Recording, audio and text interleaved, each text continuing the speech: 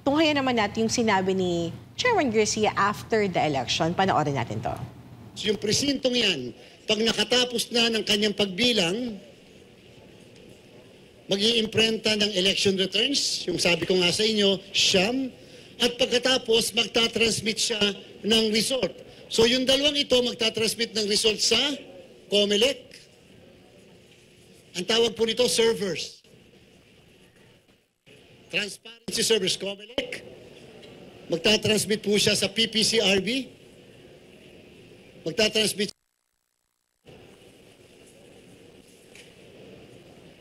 media server. Meron pong majority at saka minority. Yan. Minority. So ibig sabihin, ito po direct na magtatransmit, pero papala, Municipal Board of Canvasser, MBOC, okay, o kaya CBOC. Magtatransmit siya dyan, doon, dito, yan, dyan. So therefore, pag nag-transmit siya ng resulta mula senador hanggang konsihal yan, lahat ng yan makakatanggap. Dapat pare-parehas ang natatanggap niya na resulta mula sa presintong yan. At syempre, magtatransmit siya sa pinakabayan niya, yung canvassing ng pinakabayan niya, para naman sa pagpoproklama, pagkakanvas ng resulta ng kanyang mayor, vice mayor, sangguniang bayan para makapagproklama na sila. Kagabi, madami na pong bayan ang nagproklama ng kanilang mga nanalong mayor. Kagabi pa lang, bago mag 10 o'clock, sapagkat tapos na kaagad sila. So kung itong isang to, natapos, padala rin siya doon. Yan. Padala rin po siya dyan. Ngayon, yung bawat entities na to, yung COMELEC, real-time kami. Kung anong pinadala sa presinto, automatically converted into human-readable data.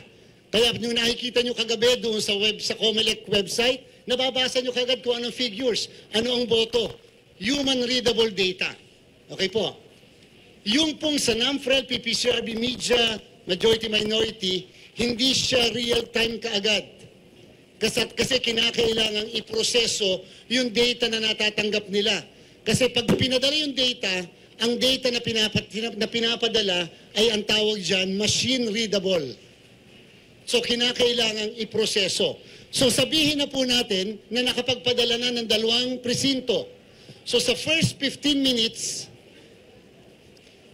ang matatanggap ng lahat ng entities, tigda 2 precincts. Okay po. Sa amin, kita nyo kaagad yung boto. Dito sa mga entities na to, baka hindi nyo pa kagad makita ang boto, baka ma-delay ng konti kasi nga ipaprocess pa nila para maging human-readable. Kailangan meron silang program para ma-process into human-readable data. Okay po. Ngayon, yung media server, dyan kumukuha si 1, si 2, si 3, si 4, si 5, and so on and so forth na mga media.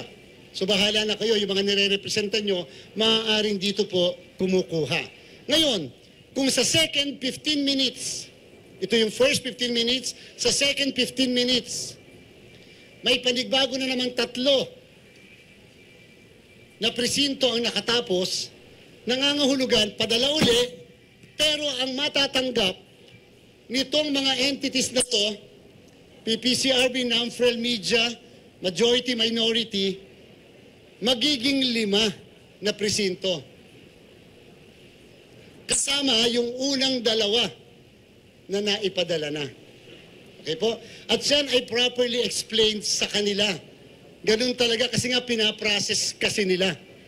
And therefore, pag pinaprocess, hindi katulad ng COMELEC, yung ipapadala sa amin, sa second 15 minutes, yung 3 lang.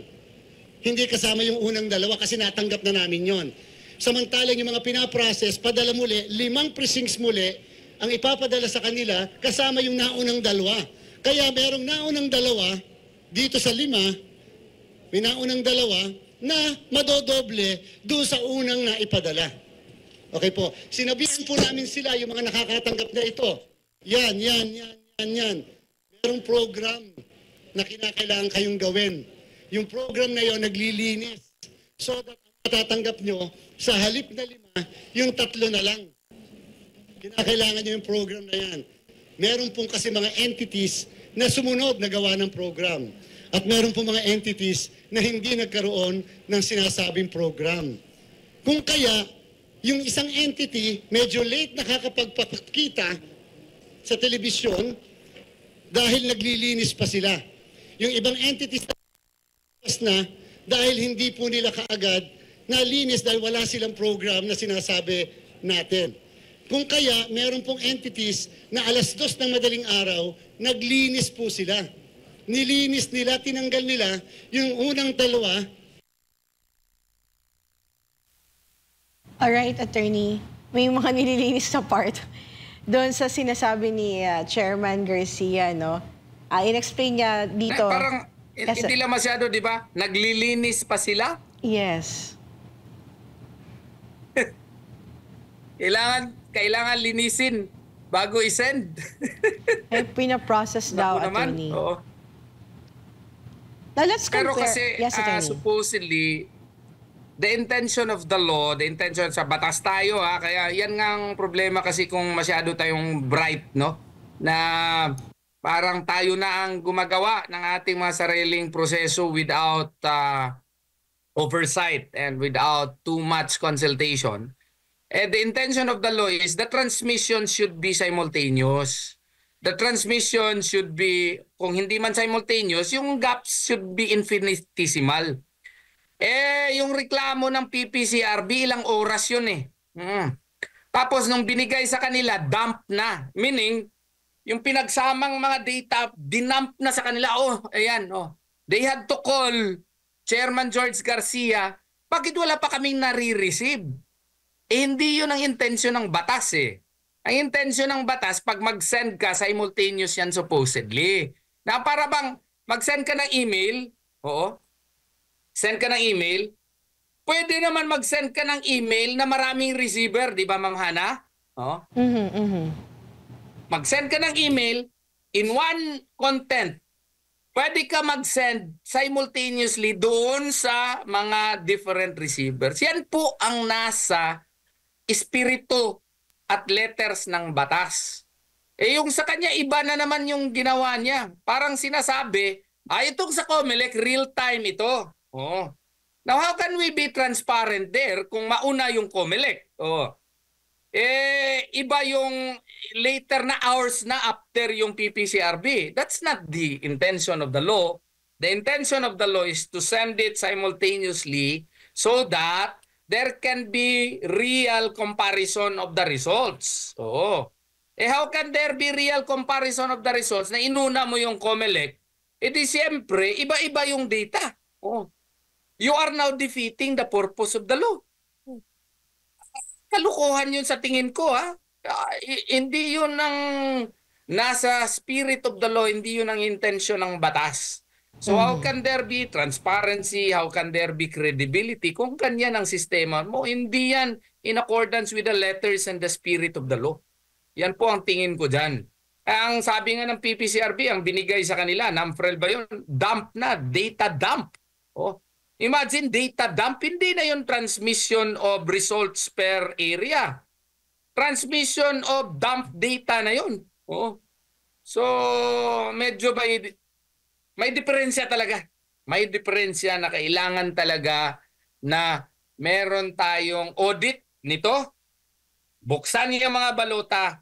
At kung yung mga transmit sa kanila, totoo ba yan? Malalaman natin yan kung buksan natin yung mga ballot boxes.